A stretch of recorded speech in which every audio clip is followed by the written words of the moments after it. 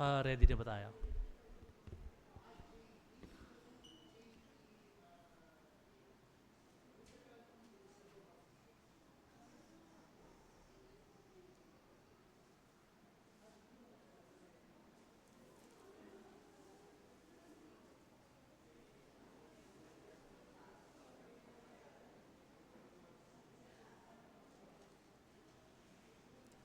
Okay, magandang umaga ulit mga kapatid. So, tayo po ay mag-uumpisa na sa ating panambahan sa umagang ito.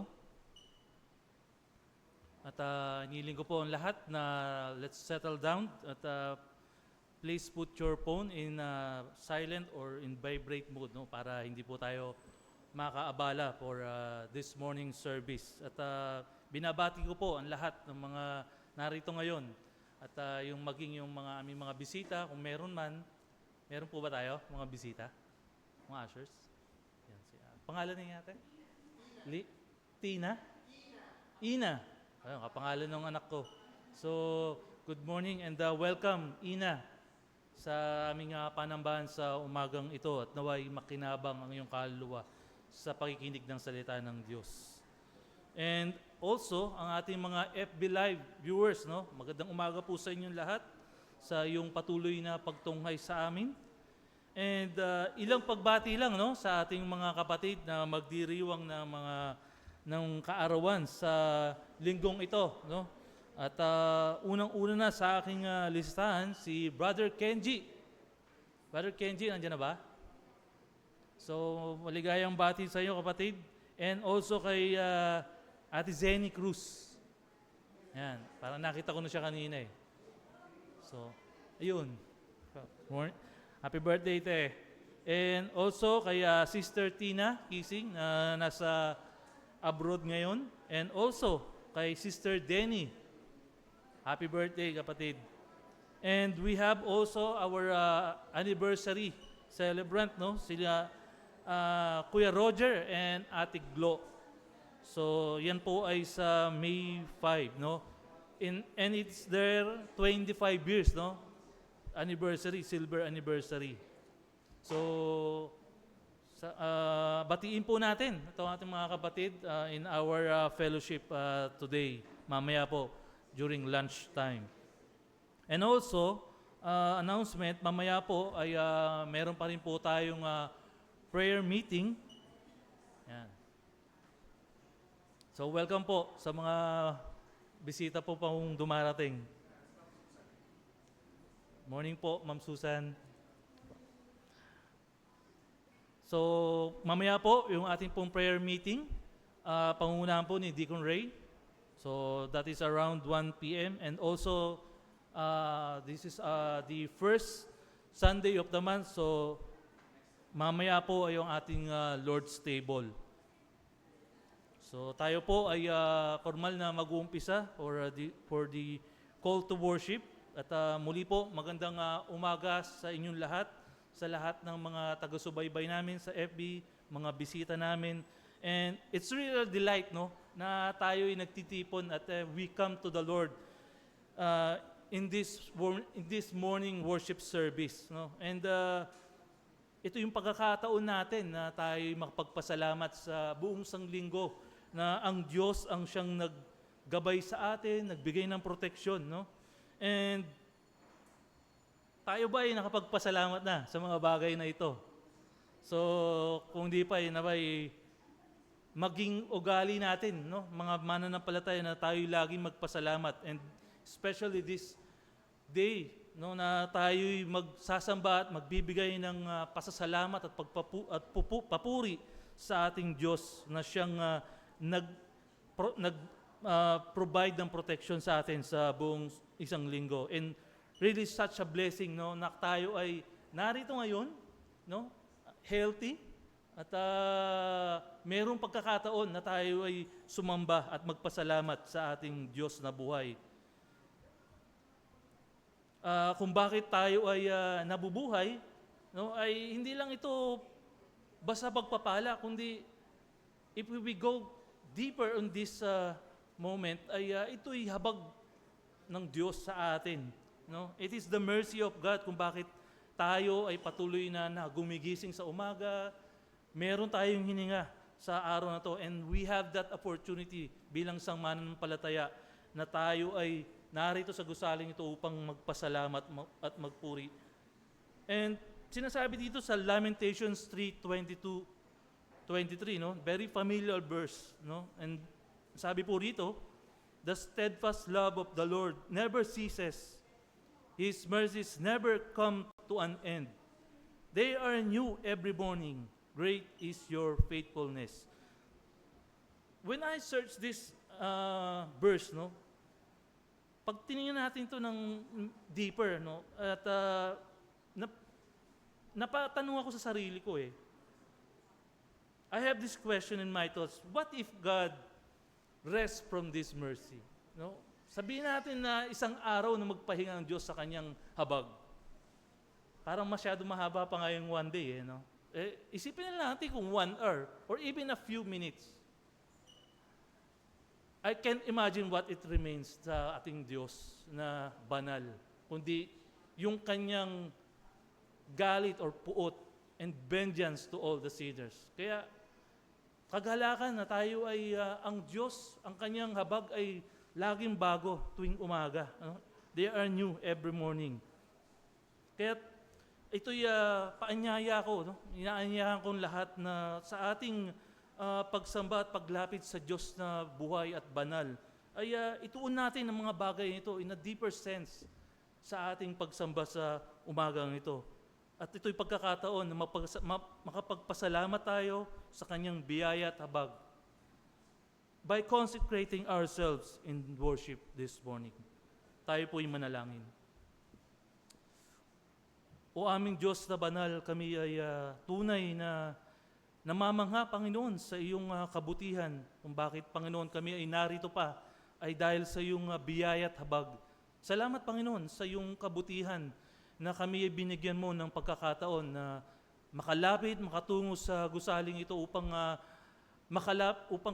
i-render namin, Panginoon, ang aming pagpupuri at pagpapasalamat sa inyo sa iyong lahat ng bagay na ginawa para sa amin. Nawa, Panginoon, ay patuloy kami na lumapit sa inyo with true reverence at paggalang, Panginoon, sa inyo sa araw na ito, sa araw na iyong pinili upang kami ay lumapit sa inyo at sumamba sa inyong pangalan.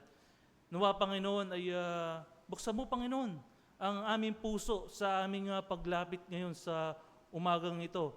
Hayaan mo, Panginoon, na sa aming pag-aawitan ay namnamin namin ang bawat lirikong ito at wag naming hayaan na kami ay masusway lang sa mga melody o sa emotion, Panginoon, na dulot ng mga kantang ito, kundi maging reinforcement ito sa salita ng iyong iahayag sa umagang ito. At maging sa aming panalangin, Panginoon, maging kaisa kami sa pananalangin. At gayon din, Panginoon, higit sa lahat, sa pakikinig ng iyong mga salita.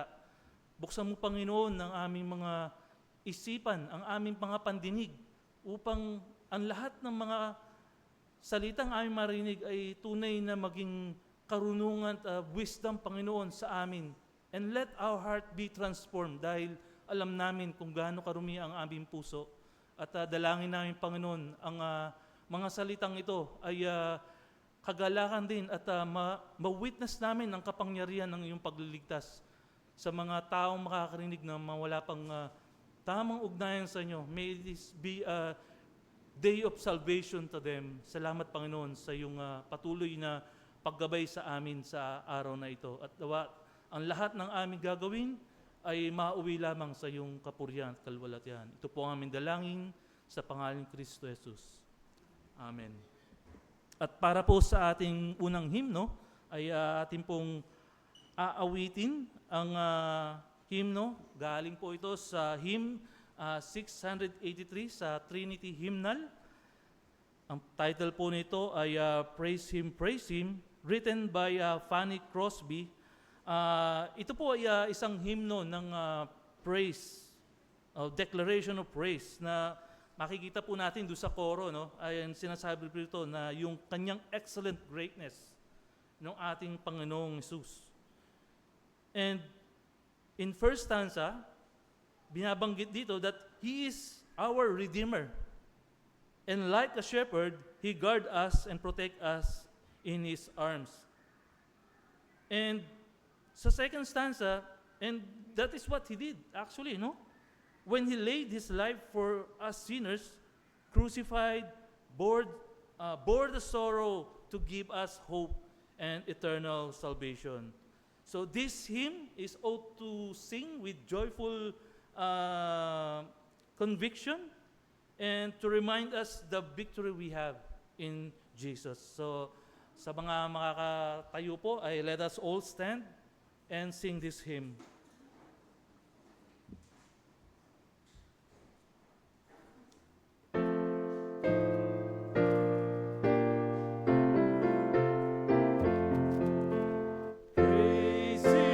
Praise Him, Jesus our blessed Redeemer.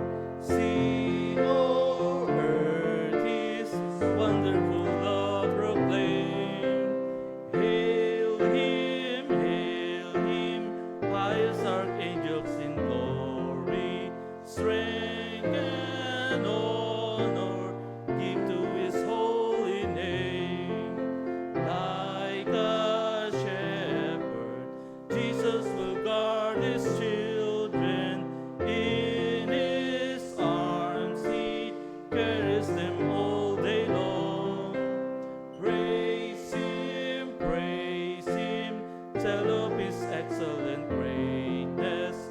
Praise Him, ever in joyful song. Praise Him, Jesus our blessed Redeemer. For our sins He suffered and bled and died. He our rock, our hope of eternal salvation. Hail Him, Jesus the crucified. Sound His praises, Jesus who bore our sorrows. Love unbounded, wonderful, deep and strong. Praise Him, tell of His excellent greatness. Praise Him, ever in joyful song. Praise Him, Jesus our blessed Redeemer. Heavenly portals loud with Hosanna sing.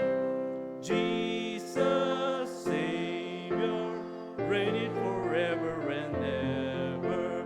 Crown Him, prophet and priest and king. Christ is coming, over the world victorious. Power and glory unto the Lord belong. Praise Him, tell of His excellent greatness. Praise Him, ever in joyful song.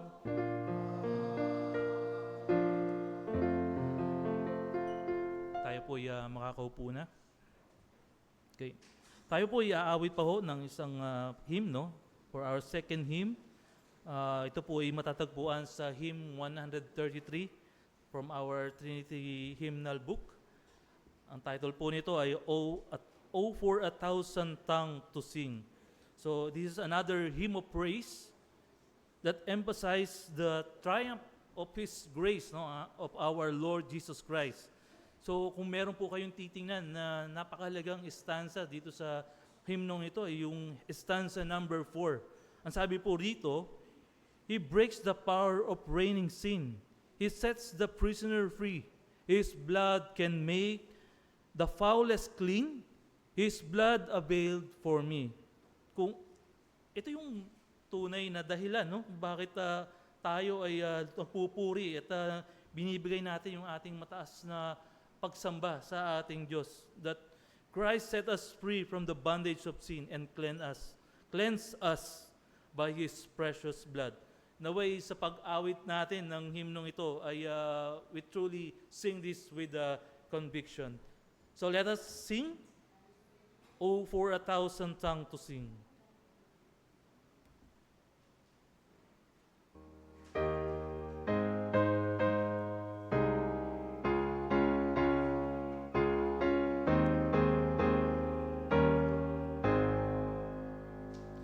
Oh, for a thousand tongues to sing, my Redeemer's praise, the glories of my God and King, the triumphs of His praise.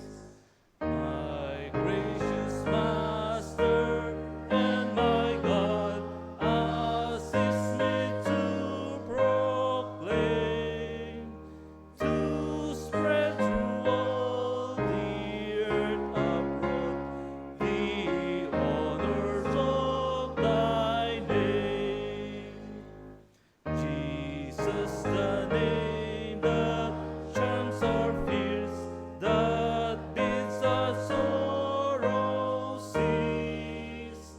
This music in the sinner's ears, this music and peace. He breaks the power of reigning sin. He sets the prisoner free. His blood can make the foulest clean. His blood a veil for me. Last stanza. His friends sing to this voice, new life and breath receive. The mournful broken hearts rejoice, the humble poor believe.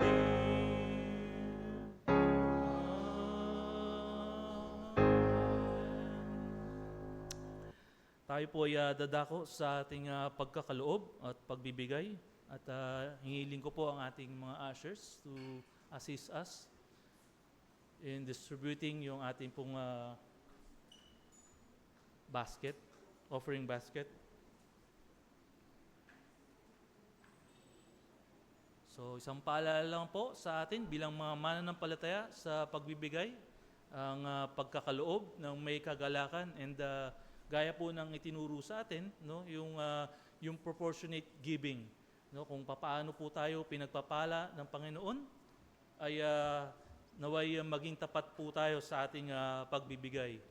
And sa aming pong mga FB Live viewers, kung kayo po ay inihipo ng banal na spirito at nais nyo po na maging kabahagi sa aming pagkakaloob or sa aming sa aming iglesia, ay maaari nyo pong ibigay po sa bank account na naka-flash po sa inyong mga screen.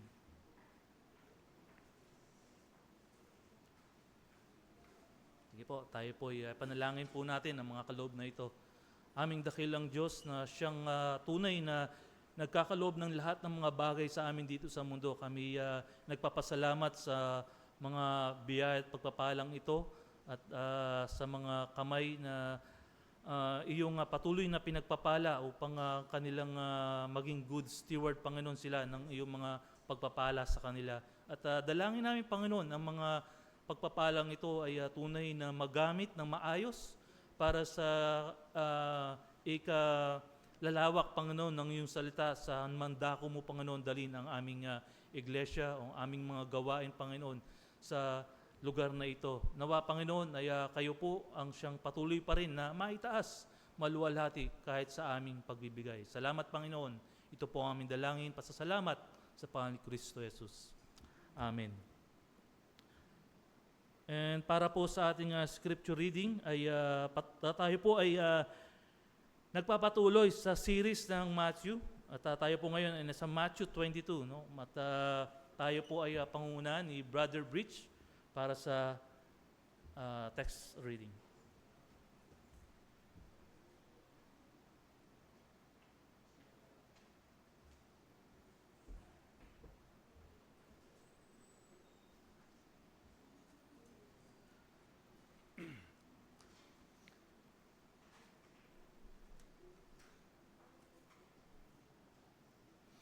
Magandang umaga po sa ating lahat. Tayo po ay magpapatuloy sa ating scripture reading sa Matthew 22:34 to 46. So hinihiling ko po na sabayan niyo po ako sa pagbabasa sa inyong mga sipi at kung maari po ay tayo ay tumayo sa pagbabasa po ng banal na salita ng ating Panginoon. Ito po ang sinasabi sa 34. Ngunit nang marinig ng mga Pariseo na napatahimik ni Jesus sa mga Saduseyo, ay nagtipon sila. At isa sa kanila na takapagtanggol ng kautusan ay nagtanong sa kanya upang siya'y subukin. Guro, alin ba ang dakilang utos sa kautusan? At sinabi sa kanya, ibigin mo ang Panginoong Diyos ng buong puso mo at ng buong kaluluwa mo at ng buong pag-iisip mo. Ito ang dakila at unang utos, at ang pangalawa ay katulad nito. Ibigin mo ang iyong kapwa na gaya ng iyong sarili. Sa dalawang utos na ito, nakasalig ang buong kautusan at ang mga propeta. 41. Habang nagkakatipon ng mga Fariseo ay tinanong sila ni Jesus na sinasabi, ano ang palagay ninyo tungkol sa Kristo? Kaninong anak siya? Sinabi nila sa kanya kay David. Sinabi niya sa kanila, kung gayoy, bakit si David nang nasa espiritu ay tumawag sa kanya ng Panginoon na nagsasabi, sinabi ng Panginoon sa aking Panginoon, maupo ka sa aking kanan, hanggang sa mailagay ko ang iyong mga kaaway sa ilalim ng iyong mga paa. Purihin po ang salita ng Panginoon. Sige pa, maaari na po tayong makaupo. Nais ko lang pong magbigay ng kaunting paliwanag sa atin pong binasa. Specifically po, doon po sa verses na 34 to 40. Kung saan dito, si Jesus po ay tinanong ng mga Pariseo na nung panahon na yon ay kinikilala sila bilang mga taong bihasa o eksperto sa kautusan. At ito ay sinagot ng ating Panginoon sa 2 commandments na nag-summarize sa lahat ng kautusan at batas sa ating scripture. So ito po yung sinabi niya sa una, sa verse 37, na nagsasabing, ibigin mo ang Panginoon mong Diyos ng buong puso, ng buong kaluluwa at ng buong pag-iisip. At doon naman po sa pangalawa, sa verses 39, ito po ang sinasabi, ibigin mo ang iyong kapwa gaya ng pag-ibig mo sa iyong sarili. Kung maingat po natin itong susuriin, ito po ay isang perpektong tugon ng ating Panginoong Hesus. Hindi lamang po sa mga Pariseo na kanyang kausap nung panahong iyon, kundi pati po sa ating panahon ngayon, yung tinatawag po na mga modern Pharisees. Sa ating panahon kung saan ay ang mga taong ito ay sinusukat ang katapatan ng isang tao base sa panlabas na pagsunod sa mga batas o utos. Ang mga ito ay gumagawa ng mga sistema, mga tuntunin ng mga tao. Subalit, sila mismo ay nagkakasala sa paglabag sa pinakamahalagang utos sa lahat dahil sinasabi po sa Mateo 23:25 to 26 na nililinis nila ang labas ng kopa at pinggan, ngunit hindi ang loob. Para sa atin naman pong mga mananampalataya at mga Kristiyano, tayo po ay nagsisikap na mahalin ng Diyos ng buong puso, buong kaluluwa at pag-iisip, habang ang ating mga puso at isipan ay binabago naman ng nananahan na Espiritu Santo. Natututo po tayo at nagagawa nating simulang mahalin ang ating kapwa gaya ng ating mga sarili. Ngunit, gayon paman, nabibigo pa rin po tayong gawin ito at tayo ay nagkakasala pa rin. At ang mga pagkakamaling ito po ay pagpapaalala po ito sa atin na at muling nagtutulak para sa atin na bumalik tayo doon po sa krus at pag-asa ng kaligtasan na nagmumula sa katuwirang ibinilang ng ating Panginoong Hesus sa atin at hindi sa anumang sarili nating mabuting gawa o mga merito nito.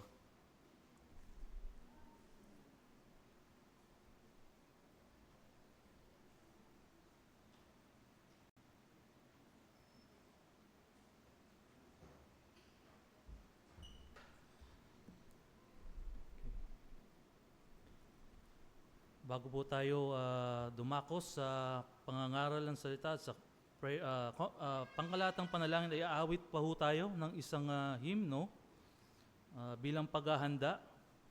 And after this ay babasahin ko po ang teksto na gagamitin ng ating mga ngaral sa umagang ito. Ang ating pong hymn na kakantahin ay makikita po natin sa Trinity Hymnal 264. Ito po ay may pamagat na How Shall the Young Direct Their Way? So, ito pong hymn na to ay hango po to sa Psalms 119 verse 9. And ito po ay meron pong katanungan na tumutukoy po particularly for the young man, isang binata ang sinasabi rito. Sabi po rito, how can a young man keeps his way pure? At ang sagot po dito ay by guarding it according to your word. So ito po ay literal na tumutukoy sa mga kabataan at ngunit meron din po itong wisdom para sa ating mananampalataya that it also applies to all of us.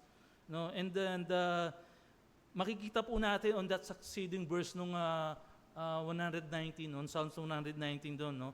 From verse 10 to 16 ay mas binibigyan po ng kahulugan. Bakit daw po tayo kailangan na nagbabasa at nagbibigay ng panahon sa pagbabasa ng Biblia, Dahil ang sagot po rito ay nakikita po dahil alam po ng Diyos yung ating that we are prone to wander and prone to sinning.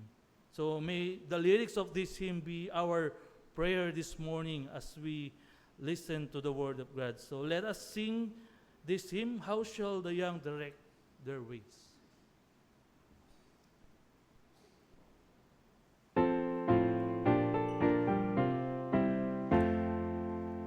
How shall the young direct their way? What light shall be their perfect guide? Thy word, O Lord, will safely lead if it's His wisdom they confide. Sincerely I have sought Thee, Lord, oh let me not from Thee depart, to know Thy will and keep from sin. Thy word I cherish in my heart. O blessed Lord, teach me Thy law, Thy righteous judgments I declare. Thy testimonies make me glad, for they are well beyond compare. Upon Thy precepts and Thy ways my heart will meditate with all. Thy word shall be my chief delight, and I will not forget Thy law.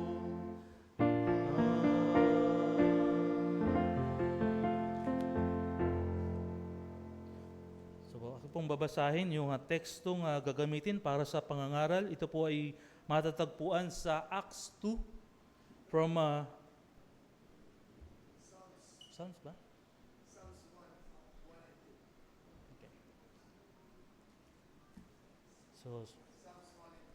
So ito po ay matatagpuan sa Psalms 2, 1 and 2, Psalms 1, 1 and 2, and Matthew 14. Okay. Okay, so ito po yung sinasabi sa Psalms 1, chapter 1, verse 1 and 2.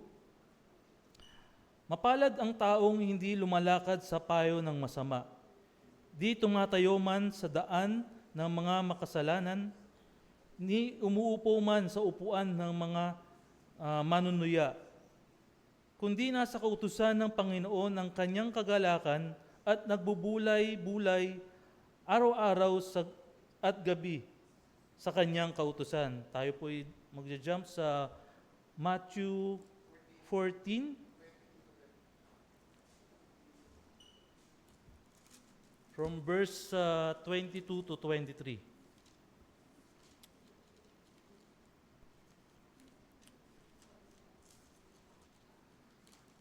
Matthew 14.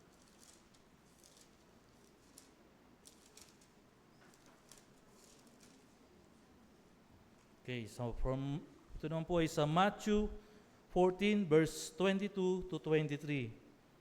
Pagkatapos ay pinasakay niya kaagad ang kanyang mga alagad sa bangka at pinauna niya sa kabilang ibayo habang pinapawi niya ang maraming tao. Pagkatapos niyang pauwiin ang maraming tao, ay umakyat siyang mag-isa sa bundok upang manalangin. Pagsapit ng gabi, siya ay naroon mag-isa. Tawagin ko na po sa pastor.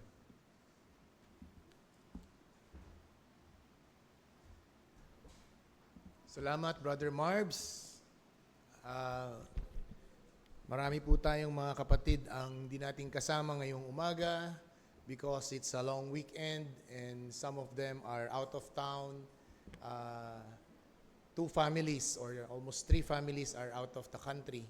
So we are half full or quarterly full sa ating pong pananambahan ngayong umaga. Also, we would like to recognize the second timer, si Mama Susan. Andito po. Nakagalakan po namin na makasama kayo muli. And we have our walk-in, si Ina Fernandez. Thank you for coming. Also, we have our celebrant this week, right? Si Brother Kenji. Si Brother Kenji tomorrow at si Ate Seni, birthday nila. May 4, May 5 naman si Sister Tina, wedding anniversary ni Kuya Roger and Ate Glo, and si Denny sa Sabado. Yan. And also si Ina, ang ating walk-in ay sa May 11 naman, so next Monday ang kanyang kaarawan. So sila po ang mga birthday celebrants natin. Of course, our regular attenders, no, ang mag-inang Basco, si Dwayne at si Ate Daisy, and then also the Reyes clan. Maraming po salamat sa inyong patuloy na pagdalo. And of course, our live stream viewers, mga miyembro na nagpaalam, sana po ay mag-ingat kayo sa inyong pag-uwi mamaya, sa inyong mahabang pababakasyon. Pasalamatan nyo ang Diyos sa pagkakataong pinagkaloob niya na kayo ay magkaroon ng refreshment at vacation. At ganun ay patuloy kayong tumunghay sa ating live streaming upang sa pagkain ng inyong kaluluwa. So, ganun din po. This week ay magsisimula na po or ito na po yung ating linggong hinihintay para sa ating Vacation Bible School. Yung pong ating mga children, yung ating elementary and high schools, this coming May 7, Thursday, Friday, Saturday, ay kayo po ay, yung mga anak po natin, I believe 70 plus na, ang 77. So 77 ang nakapag-pre-register. So we have a handful of students this week. Sana ay magbigay ng magandang panahon, wag umuulan or wag magkaroon ng electric or energy problem para hindi maapektuhan ang ating aircon system sa ating pagmi-minister sa mga children and high school na darating, na dadalhin ng Panginoon this coming Thursday, Friday, Saturday. Tayo po'y dumako sa mga panalangin ito. Nagpapasalamat kami, dakilang Diyos, na ang aming presensya sa gusaling ito ay patunay na Ikaw ay nag-ingat at nagpala sa isang linggong nakalipas sa aming mga buhay. Kinikilala namin, O Diyos, na kung hindi Ikaw ang nanguna sa amin, hindi mo kami iningatan, maaaring wala kami sa gusaling ito para sa pananambahan at pagpuri at pagtataas ng iyong pangalan. Tinataas din po namin sa iyo, O Diyos, patuloy ang mga magdiriwang sa karawang ito, sa linggong ito. Nakikigalak kami, O Diyos, sa panibagong buhay at tunay ikaw ang may akda ng buhay. You are the author of life and you keep bestowing this life and strength to individuals and such as our members of our spiritual family. We are praying for Brother Kenji, Ate Seni, Sister Tina, Sister Denny. Dalangin din po namin, Panginoong Diyos, ang wedding anniversary ng aming kapatid at attender na si Kuya Roger and Ate Glo, as well as si Ina sa kanyang pagdalo sa aming kalagitnaan. Salamat, Panginoon, sa pagkilos mo sa mga buhay ng mga taong ito at sa kanilang napipintuho at nalalapit na kaarawan. Naway makita nila ang iyong kabutihan, ang iyong kagandahang loob na ipinagkakaloob mo sa kanila. At ang kanilang mga buhay ay gamitin ito, O Diyos, ng may kabanalan at higit sa lahat ay hangaring lumago at paglingkuran ka, O Diyos, ng kanilang buong buhay at puso.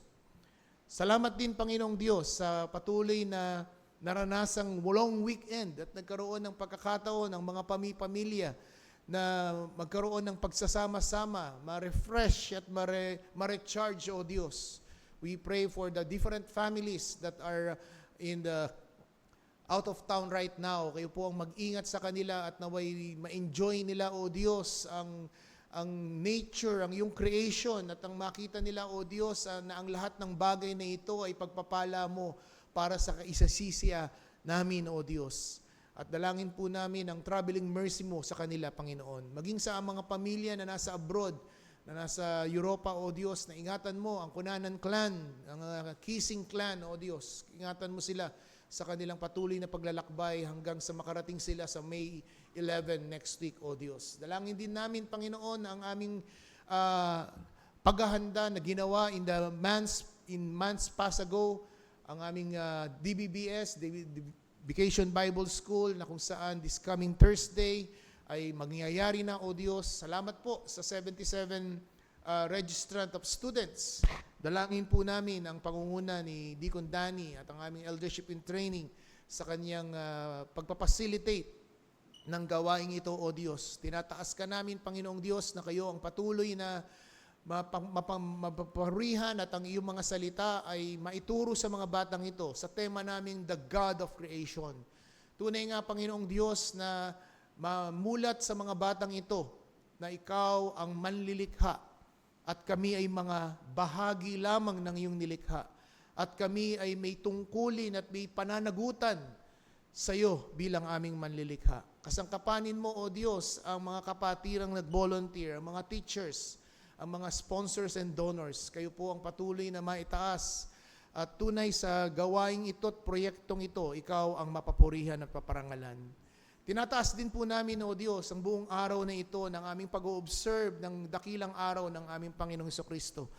Ang aming pong sama-samang lunch fellowship, ang aming sama-samang pananalangin at ang aming afternoon service, ang communion service, O Diyos, na kung saan ay muli po kaming aalala sa iyong dakilang sakripisyo sa krus, ang siyang dahilan kung bakit kami ay napatawad, kung bakit kami nahugasan ang aming mga kasalanan, kung bakit kami naging katanggap-tanggap sa iyo, hindi sa pamamagitan ng aming sariling merito o aming self-owned righteousness, but rather by the only righteousness and work of Christ, finished, completed at the cross of Calvary.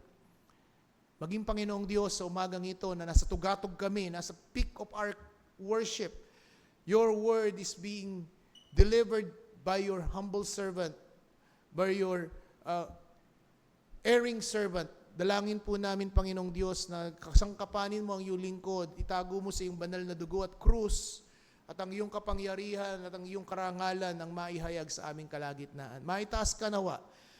Dalangin po namin, may the word of God be an encouragement for a troubled soul, for a soul that is struggling in his Christian life. And may you use your word to call sinners upon repentance and faith and build their faith, O God, and their faith in Christ Jesus. Ikaw ang mataas sa aming kalagitnaan sa pangalan ng Kristo Jesus. Amen. As I've said, Psalms 1 verse 1 and 2, would you kindly turn your Bibles on this particular psalm? On this particular psalm, we see here a vivid description about the progressive stage of spiritual decline or spiritual association. The word started with the word blessed. Sa Tagalog, mapalad. Sa ibang salin, masaya. The word blessed, it is also translated happy. Kung makikita po natin yan sa Proverbs chapter 3 verse 13, Proverbs 13, or blessed din ang sinabi, but it is also considered or can be associated to happy. Sabi dito sa verse 13, Proverbs 3,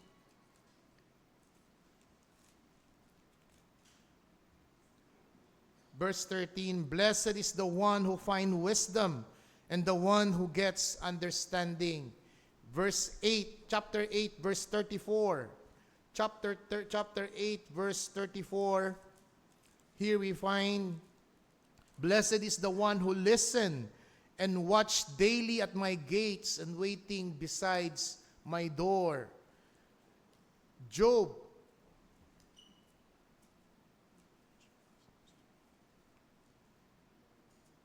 chapter 5.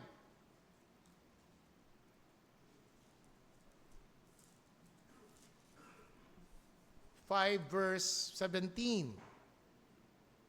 Behold, blessed is the one whom God reproves, therefore despise not the discipline of the Almighty. The word blessed is a very positive terminology. However, this kind of terminology is being used by the society. Ginagamit po ito ng mundo. Ina-associate po ang salitang mapalad, maswerte, o pinagpala. Every time that the world and the society is using this particular word, we must also recognize and discern it is always associated with material and temporal things. Sa tuwing ginagamit po ang salitang ito, mapalad, masaya, maswerte, uy, ang swerte mo naman sa mga anak mo, nakatapos lahat. Uy, napakapalad mo naman sa asawa mo, wala kang sakit ng ulo, walang bisyo. Uy, napakapalad ng mga anak mo, matapos makapagtapos na kapag-abroad. Napaka-successful. Mga professional. All of those kind of recognition is always associated, what? In material and temporal things. Intangible things. Doon ho natin madalas ginagamit ang salitang maswerte, mapalad, blessed mo. We always associated that word on material and temporal things. Wala pong masama sa aspetong yon, sapagkat every good gift comes from the Lord. However, if we are going to be true how the biblical usage of the word blessed, on this particular text that we are considering this morning, we will see its association is not on the temporal things. It is not associated with riches, with wealth, neither fame, nor achievement. The word blessed on our particular text is associated closely with the Word of God. And that's the reason why I entitled God's message this morning, The Benefits of Bible Meditation. Bakit po natin kailangang basahin ang ating Biblia? Bakit kinakailangang paglaanan ho natin ng oras ang salita ng Diyos? Bagamat ang ibang mga Kristiyano, ang pagkakataon na sila'y magtuon at magbigay ng oras at panahon sa salita ng Diyos ay tuwing linggo. Kapag sila'y manonood lamang ng live streaming sa pananambahan. O di kaya kapag sila ay dadalo sa pananambahan.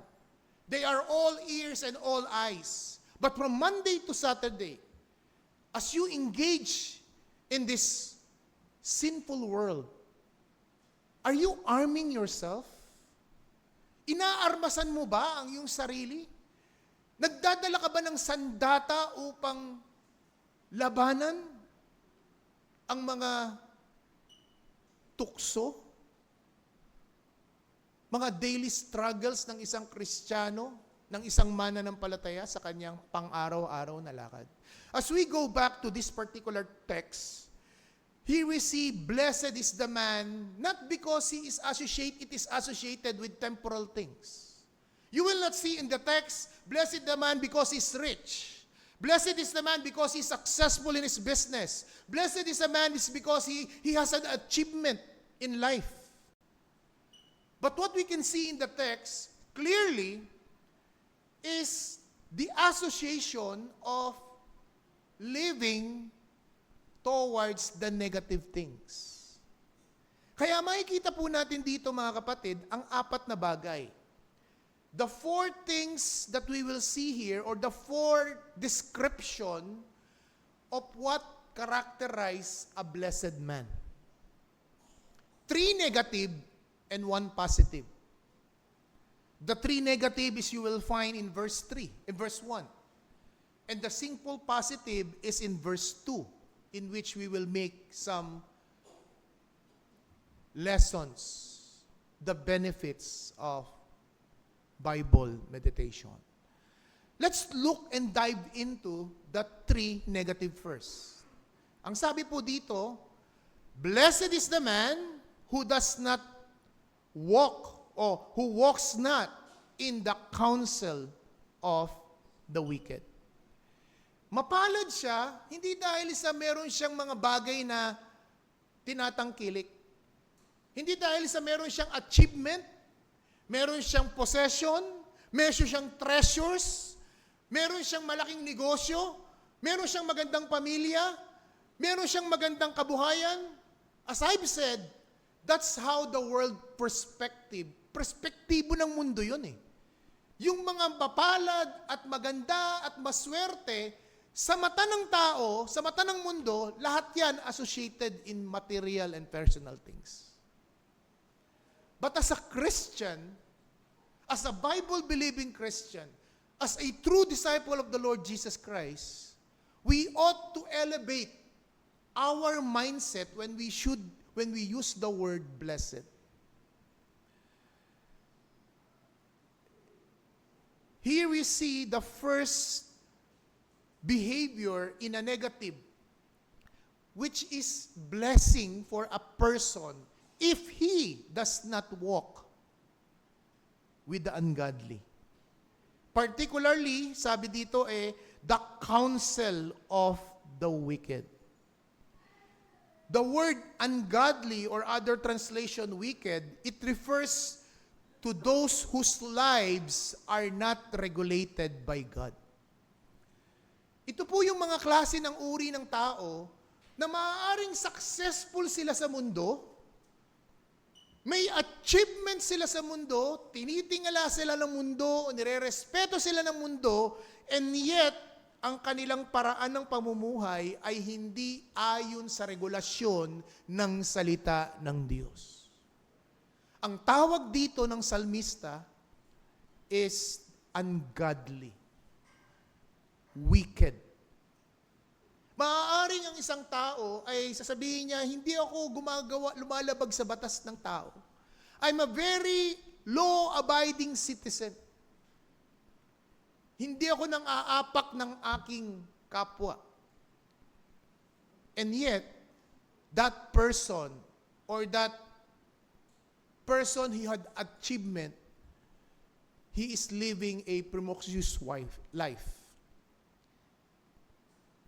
He engaged in different affairs, sexual affairs, na para bang ang dinidikta sa atin ng lipunan, ng society, is okay lang, normal lang yan. Engaging in different sexual affairs, lalong-lalo na kung siya ay isang bachelor o isang single.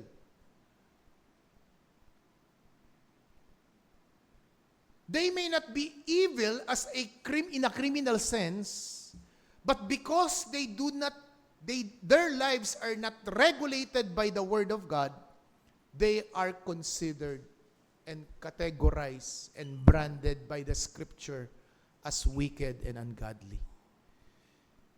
Wala itong kaso sa barangay. Wala itong subpina mula sa korte. Ang mindset niya, basta wala ako na argabyadong tao. Pero, ito yung mga taong may nightlife. Ito yung mga tao na one night stand. Because they are living that God does not exist. And their lives are not regulated by God's Word. You see the action here, walking. The man who walks not or does not walk in the counsel of the wicked.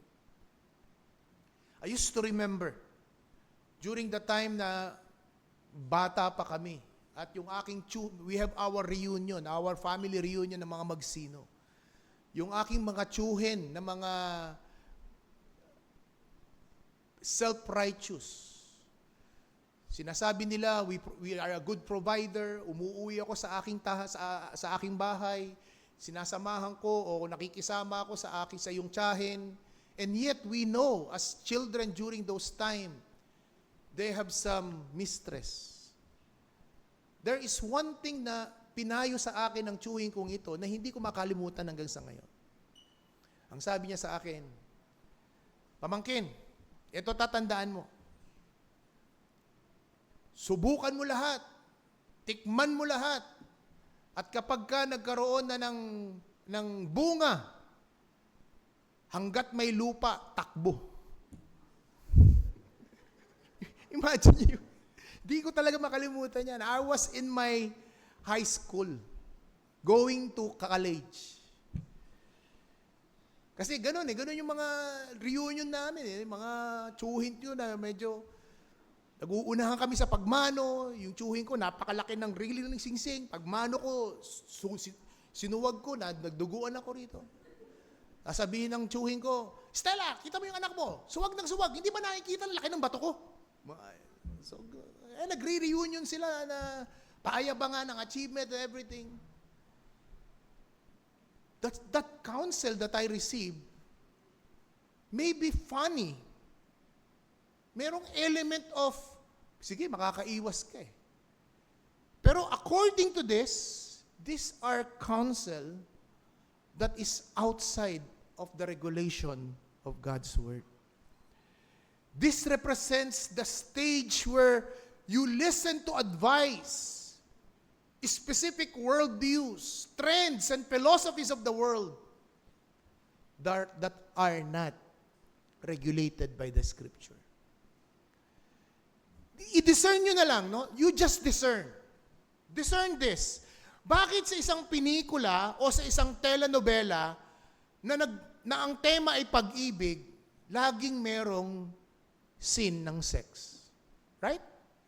Hindi maaalis yan.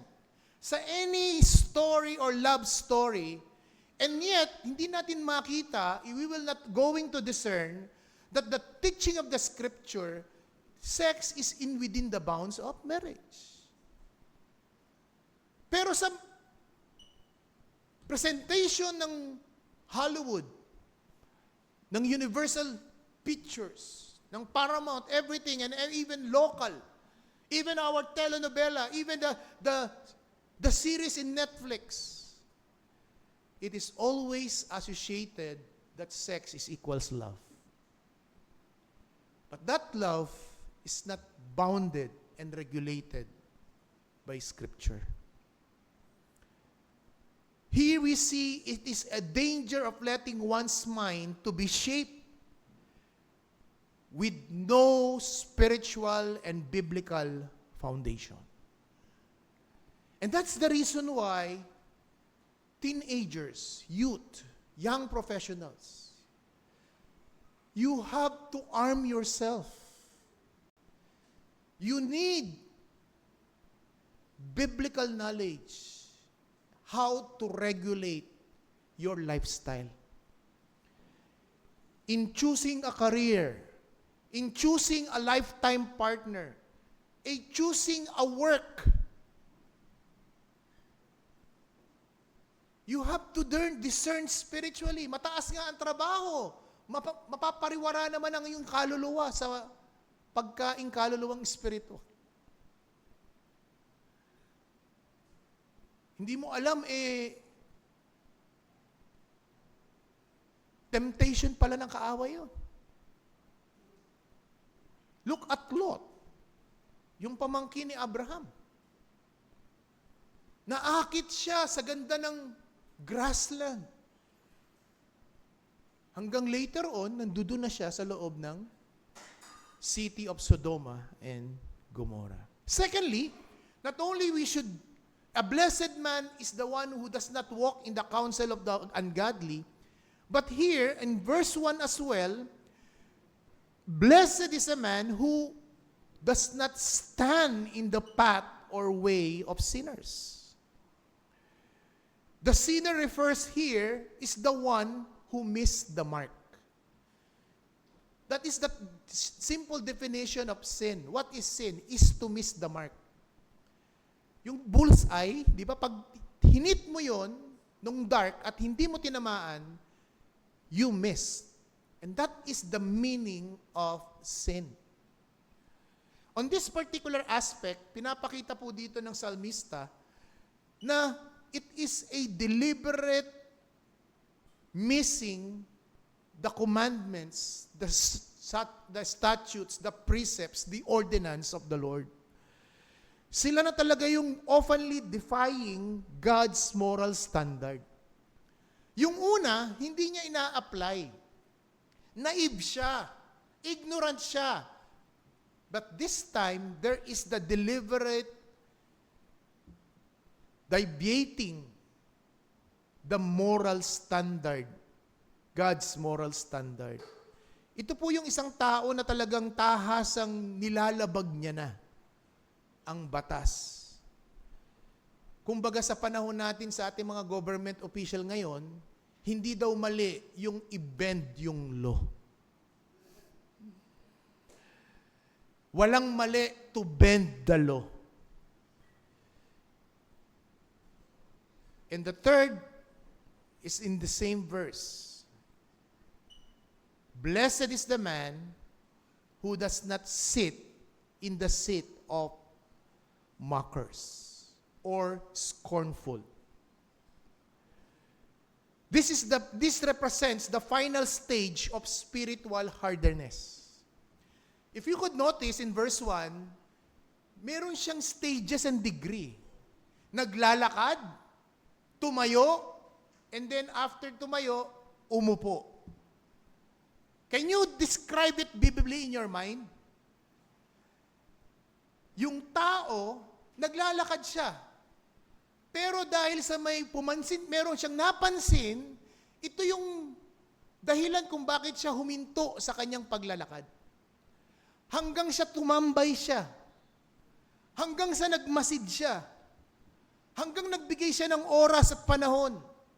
And later on, he find himself, he is already in the company. Nakaupo na siya. This is a clear description how temptation comes to us, mga kapatid.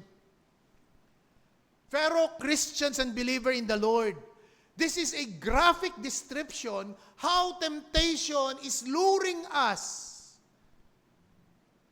in doing away the will of God. Nagsisimula yan sa ihadlangan ang iyong paglakad. Hahadlangan niya yan para hindi ka magpatuloy sa iyong lakad. Kung lumalakad ka sa prinsipyo at turo at aral ng salita ng Diyos, hahadlangan yan. Magbibigay ang dyablo ng iba't ibang klasing pakana at temptasyon para agawin ang iyong atensyon sa tama mong nilalakaran. At kapag binigyan mo siya ng pagkakataon, hihinto ka. At sa patuloy na pag-engage mo sa pagtingin doon, later on, you find yourself, you are doing and committing that same sin.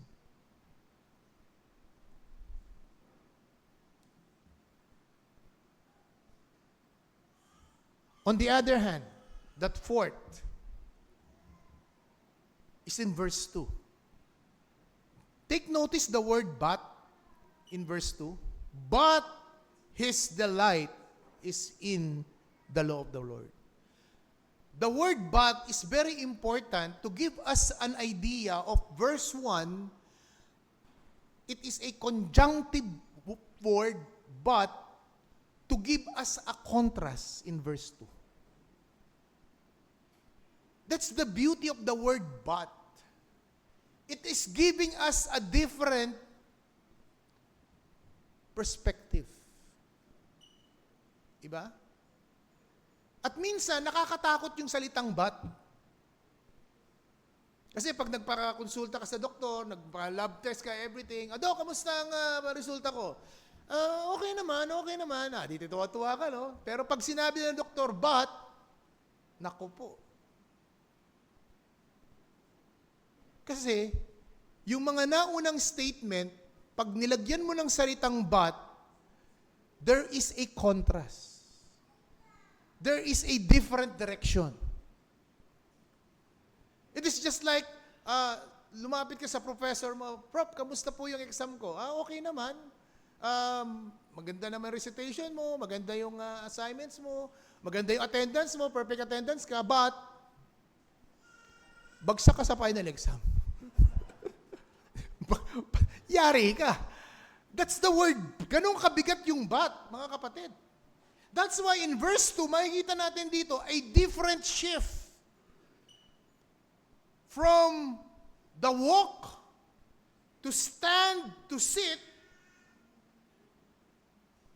But here comes the true blessings. The true blessing comes when the person is what?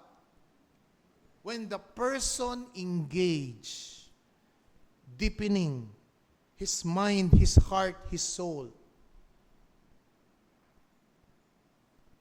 from the Word of God. But his delight is in the law of the Lord. The word delight here is affection,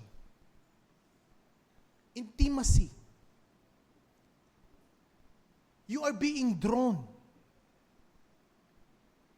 Those are the description of the word delight. Dun sa verse 1, yung taong hindi mapalad, saan siya nagde-delight? Dun sa counsel ng wicked. Dun sa way of sinners. Dun sa upuan ng mga mockers. Yun ang kanyang delight. Bakit? Kasi wala sa kanya ang prinsipyo ng salita ng Diyos.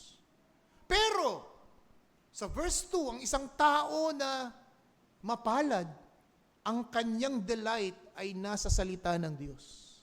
At ano ang ebidensya na siya ay nade-delight sa salita ng Diyos?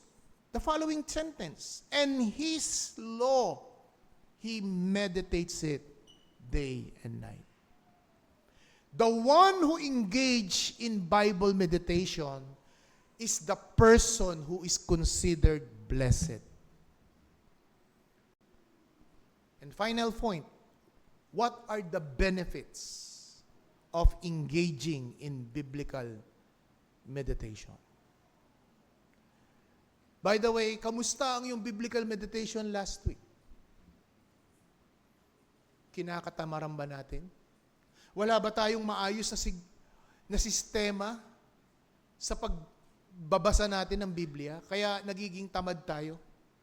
Wala ba tayong tool o supplement materials para mas ma-enjoy natin ang ating Bible reading?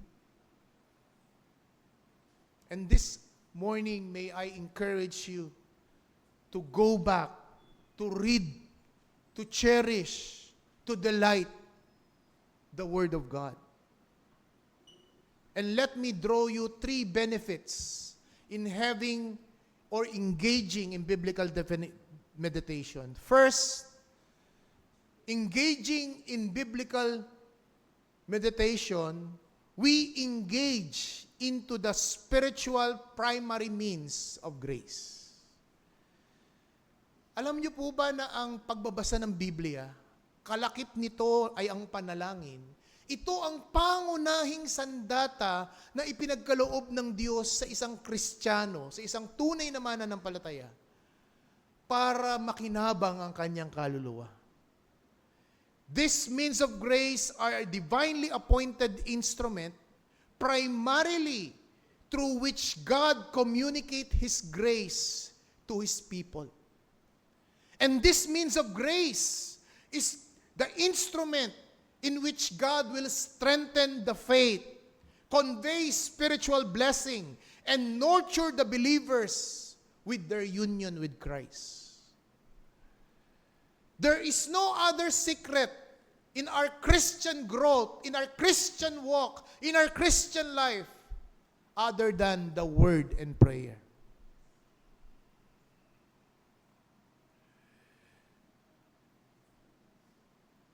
The Word is being used by the Holy Spirit to bring conviction of sin. The Word is used by the Holy Spirit to convert the sinner and the lost. And the Word is used by the Holy Spirit to comfort the weary and strengthen our faith. Kaya isang coin po yan eh. Yung isang side, salita ng Diyos, the reading and meditation of God's Word. And on the other side is prayer. We speak to God in prayer, but God speaks to us through His Word. It is like a sunshine.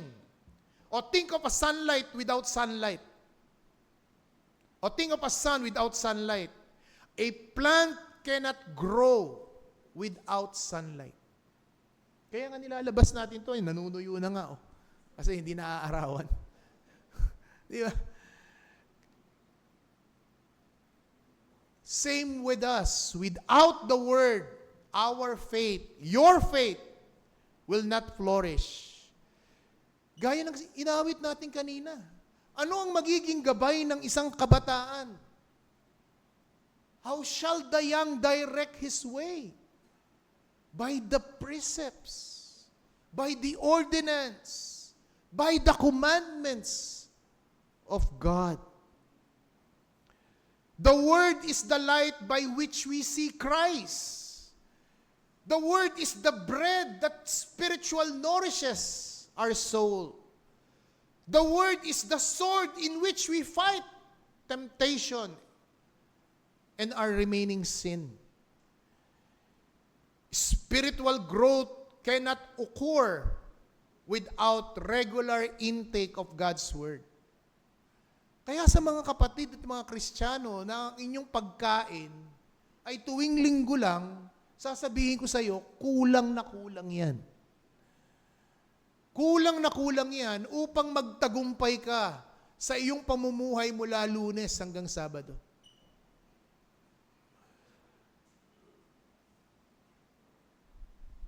You cannot expect to grow in Christian graces while starving your soul with the Word of God. Therefore, the Word of God is not an option for a Christian, if you are indeed a Christian. Nagiging option ang salita ng Diyos sa hindi mananampalataya. Kasi wala sa Kanya yung delight. Wala sa Kanya yung amor. Walang nagmo-motivate sa Kanya. At yan din ay isang sukatan kung ano ang spiritual na kondisyon mo, kaibigan, kabataan, magulang. Kung gaano mo pinapahalagahan ang salita ng Diyos. The late John MacArthur says, and I quote, "The Word is the most powerful sword, defense, fortress from the devil. Make sure Satan has to climb over a lot of scripture before he gets into you." At naranasan yan mismo ni Kristo. Sa kanyang temptation in the wilderness, either Luke 3 or Matthew 4, 40 days, Jesus was being tempted. And he was tempted daily, though it was recorded, 3 lang. The scripture recorded it just 3.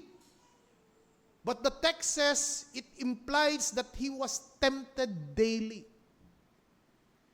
And yet, how come Jesus Christ the second person of the Godhead came into flesh, able to become victorious? He always fight the devil's temptation with what word? It is written. Ito yung sinasabi ni John MacArthur. Sinasabi ni John MacArthur na ang salita ng Diyos ang pinakamakapangyarihang sandata, depensa, at muog ng isang Kristiyano laban sa dyablo. Siguraduhin mo na hahakbangan muna ng dyablo ang mga salita ng Diyos na iyong inipon sa iyong inisip, yung binasa, bago siya makarating sa iyo. Pero kung wala kang depensa, Monday to Friday, ang depensa mo ay Netflix, Facebook, YouTube, social media, ML, online gaming. Kung yan ang depensa mo, I don't think so na magtatagumpay ka.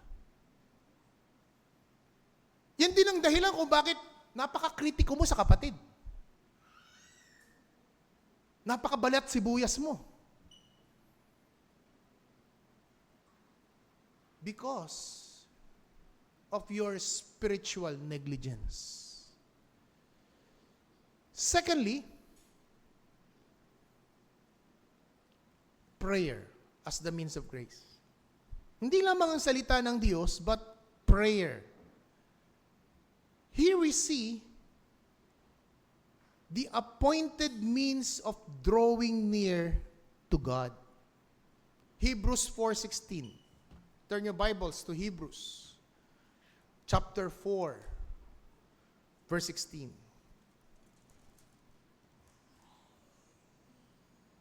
Let us with confidence draw near to the throne of grace, that we may receive mercy and find grace to help in time of need. The very reason we have access to God in prayer, it is because of the priestly office of Christ. Siya na ngayon ang ating propeta, siya ang ating hari, at siya ang ating dakilang saserdote. The threefold office of the Old Testament is all in one in Christ. We have both personal and corporate activity expressing dependence to God. That's why this afternoon, after our lunch, we will have our corporate prayer meeting. It is an act of dependence towards God.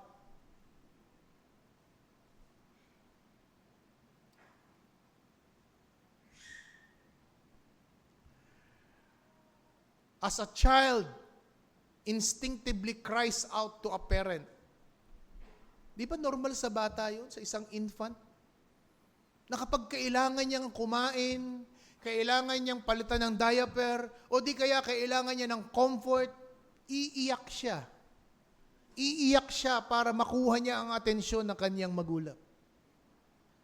So with believers, we ought to cry out to our Father in prayer. Prayer is the breath of our soul. Without it, we will be suffocated spiritually. And mind you, prayer is the first invented wireless phone in the world. Prayer is the first ever cordless phone God created by Himself.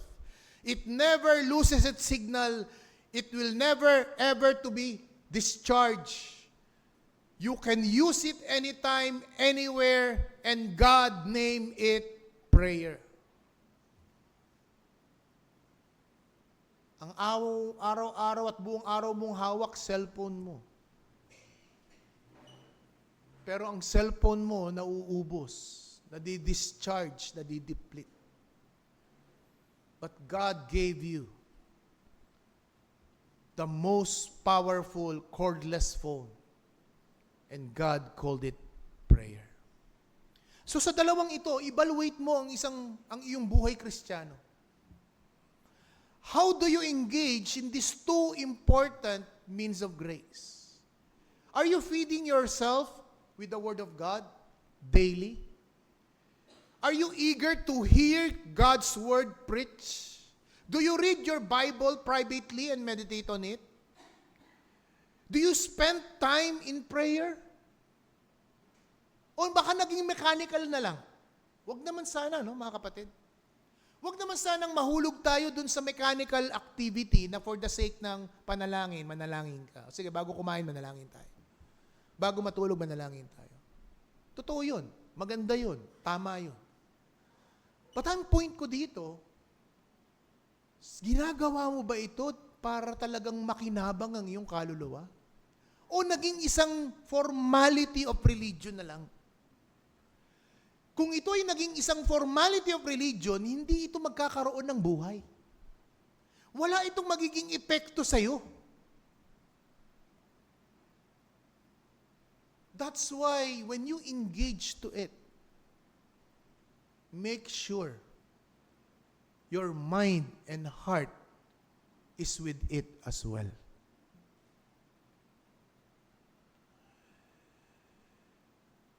Sabi nga ni Paul Washer, and I quote, "Practically, we are awake 16 hours a day."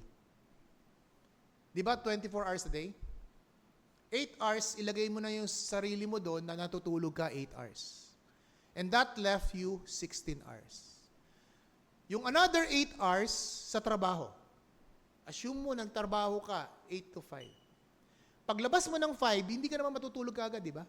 Babiyahe ka, kakain ka, makikipagchika-chika ka sa friends mo, gagawa ka ng leisure time mo, uuwi ka sa bahay, makikipagkwentuhan ka sa mga mahal mo sa buhay, magre-relax ka, saka ka matutulog.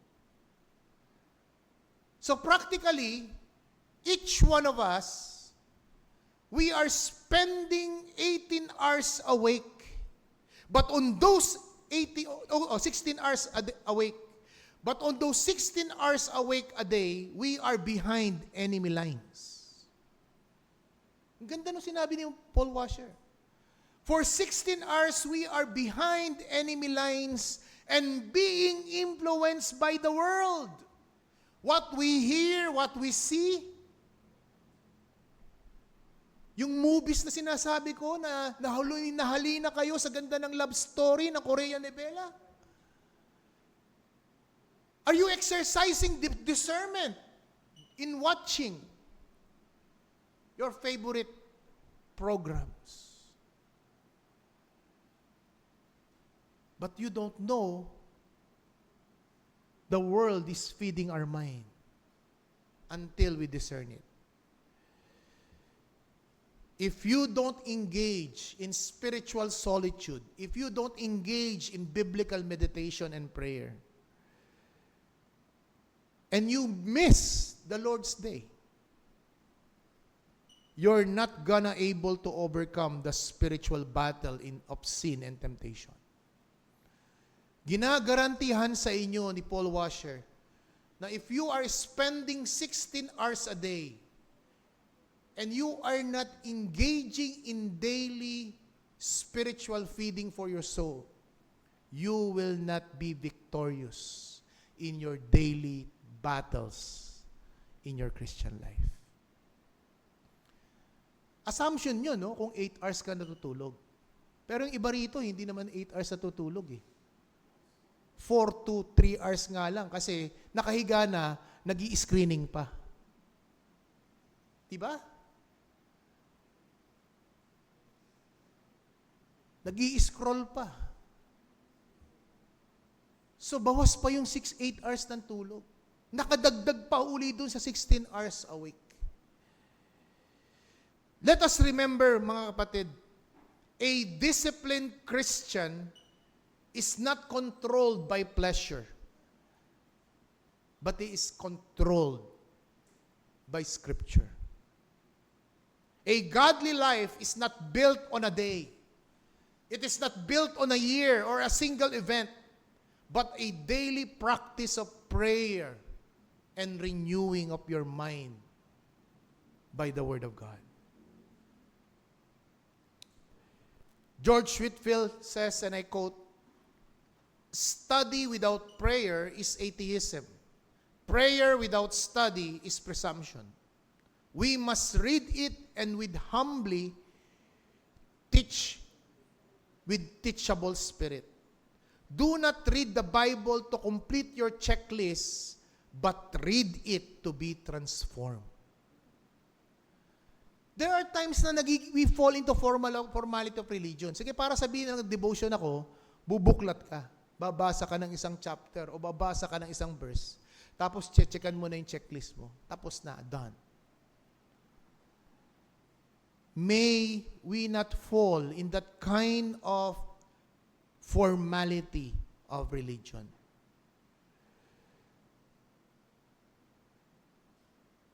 Look at the Lord Jesus Christ. Matthew chapter 14.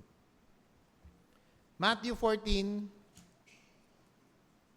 dito makikita natin, dinemonstrate mismo ng Panginoong Jesucristo eh. Diba?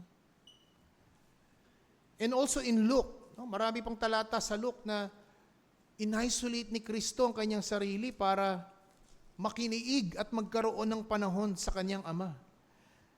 In Matthew chapter 14, verse 22, ang sabi dito, "Immediately, he made his disciple get into the boat and go before him on the other side, while he dismissed the crowd." What is the context in verse 22? After the feeding of 5,000. Matthew chapter 14, verse 13 to 20, dito naganap yung pagpapakain niya ng 15 tao. Dito nagkaroon ng katanyagan si Kristo. Natanyag si Kristo. Naging popular na siya. Naging bantog na siya sa Galilean region. Pero kung sasabihin ng mundo, no, strike while the iron is hot. Hanggat popular ka, sige, public exposure. Hindi. Anong ginawa ni Kristo? Mismong siya ang nagtaboy sa mga taong ito. Mismong siya ang nagsabi sa kanya mga alagad, "Mauna na kayo sa kabilang pangpang." Bakit? Anong sabi sa verse 23? "And after he dismissed the crowd, he went up to the mountain by himself to pray. When evening came, he was there alone." Can't you see? Even the Lord Jesus Christ demonstrated he need time to be alone with his Father. He subject his will to the Father's will. He became so submissive. Before he chose the 12, he made also an isolation. He go to the mountain and pray. He is already all-knowing. He is already sovereign. And yet, here we see the description na makikita mo sa script, sa Gospels, that God spent alone time with God. Jesus spent time with His Father. These are descriptive verses, and yet, hindi natin pwedeng i-dismiss. It is also instructive for us.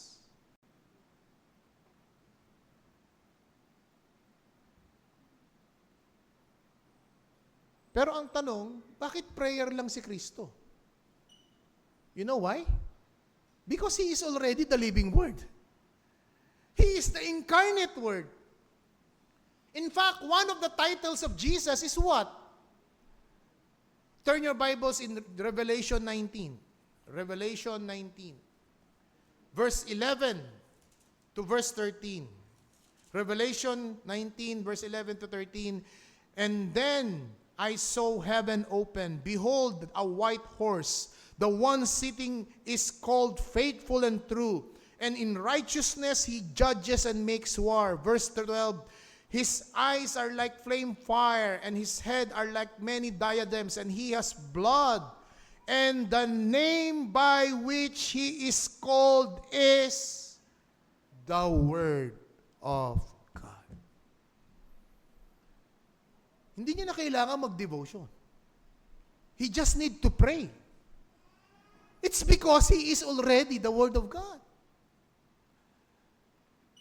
Pero tayong mga anak ng Panginoon, tayong mga aglagid niya, tayong mga disipulo, we need the Word of God and prayer. Secondly and finally, not only Bible meditation is the primary means of grace for the Christian life, but secondly and lastly, Bible meditation helps the believer to mortify our remaining sin.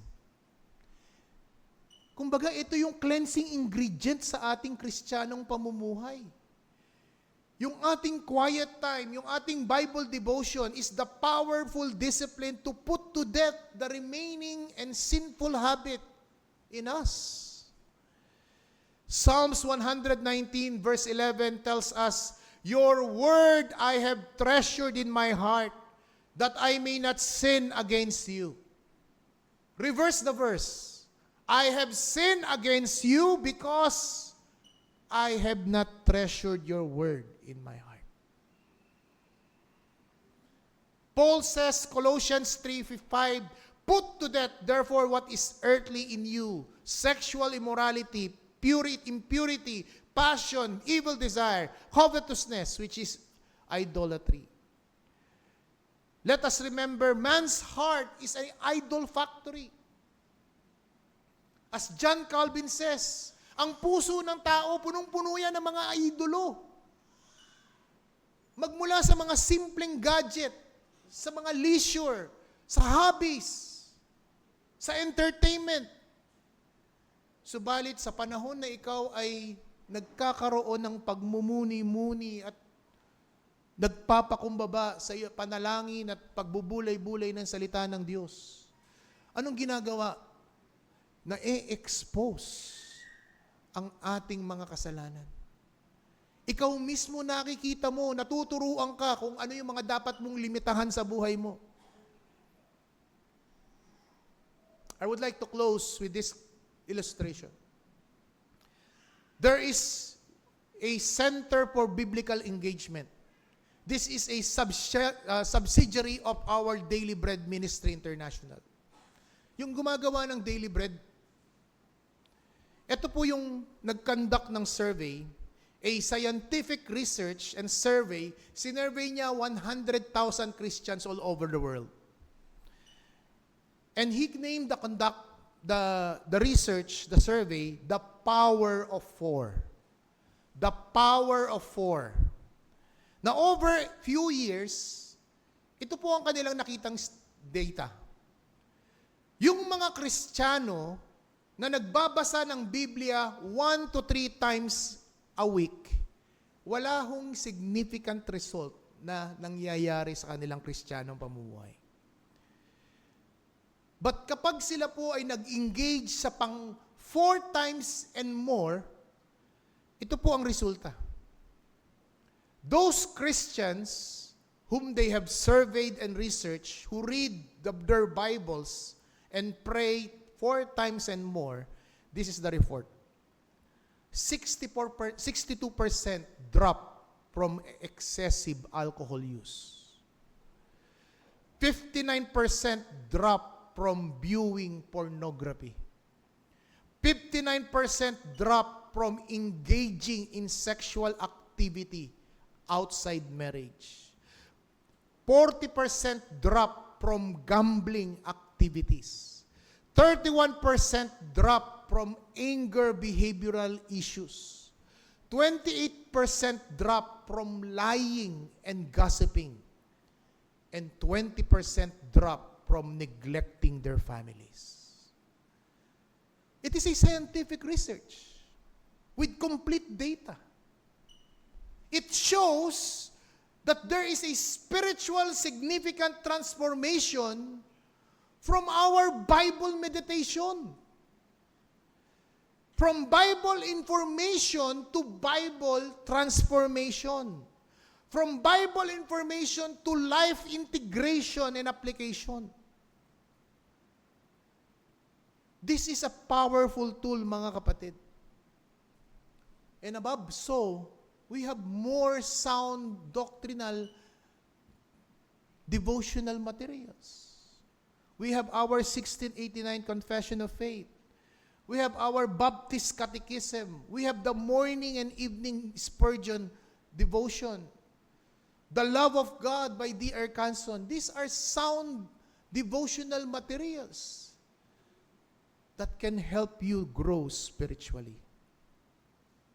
Let us not remember. Let us not forget.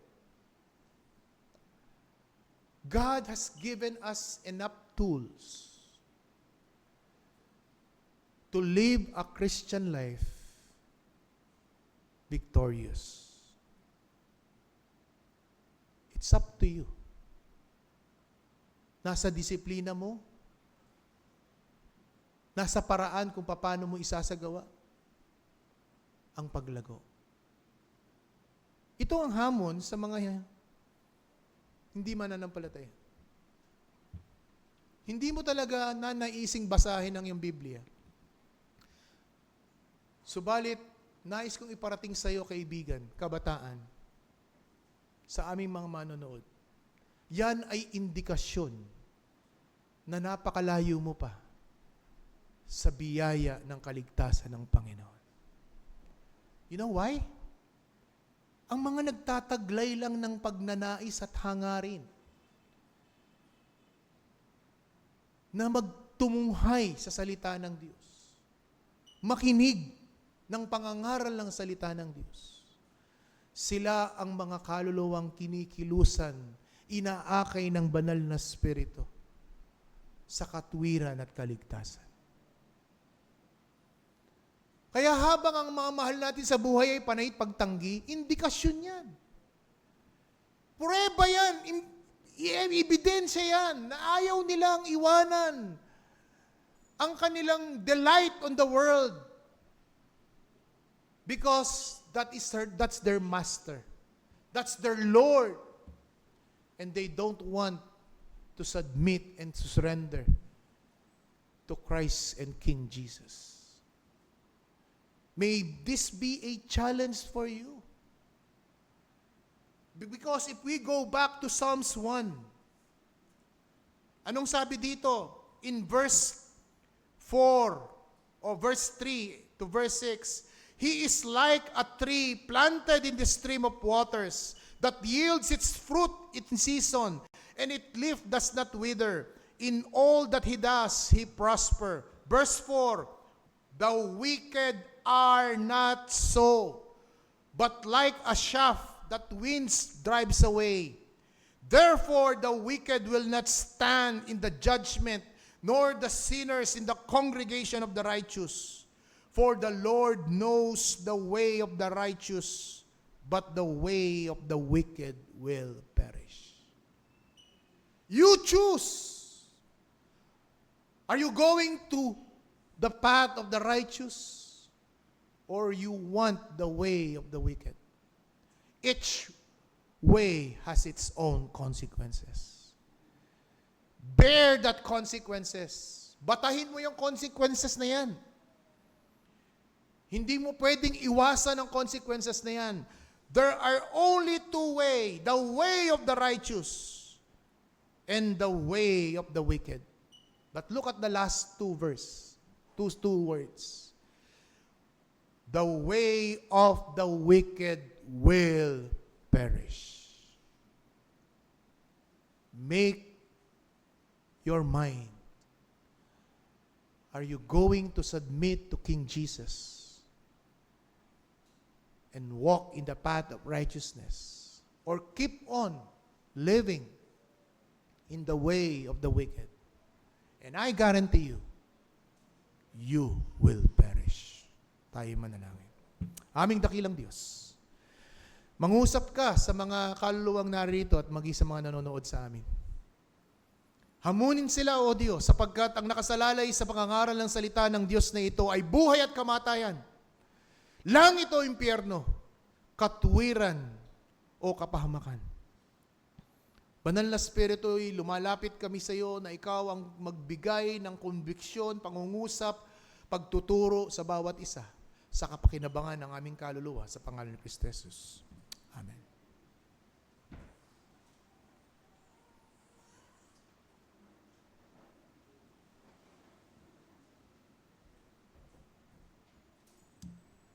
Salamat sa mga hamon sa mga salita ng Diyos sa umagang ito. Tayo po ay magkaroon ng sandaling pag-meditate sa ating mga narinig na salita sa umagang ito.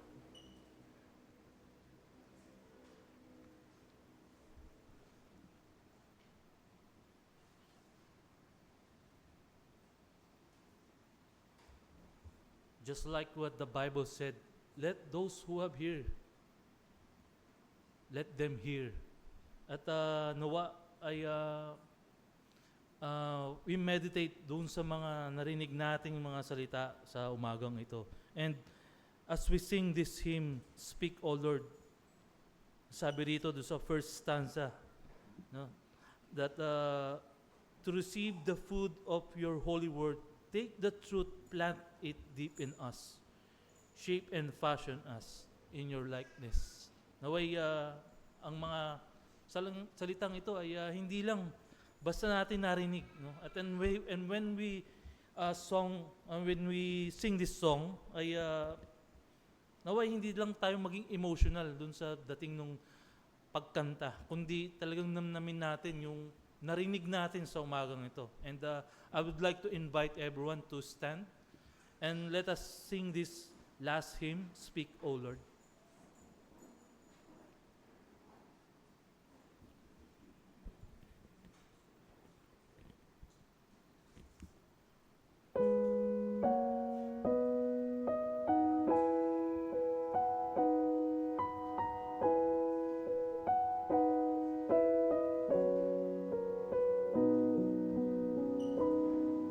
Speak, O Lord, as we come to you.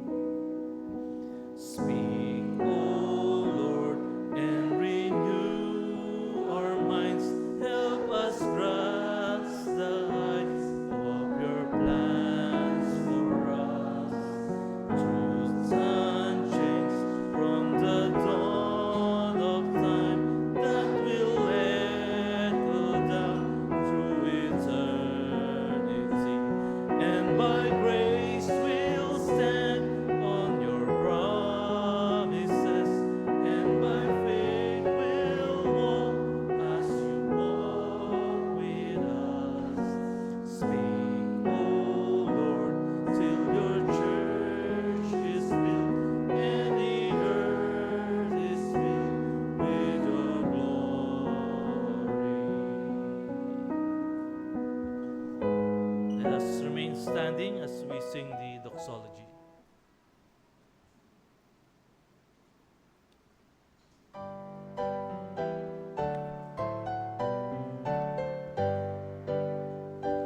Praise God from whom all blessings flow. Praise Him, all creatures here below. Praise Him above the heavenly hosts. Praise Father, Son, and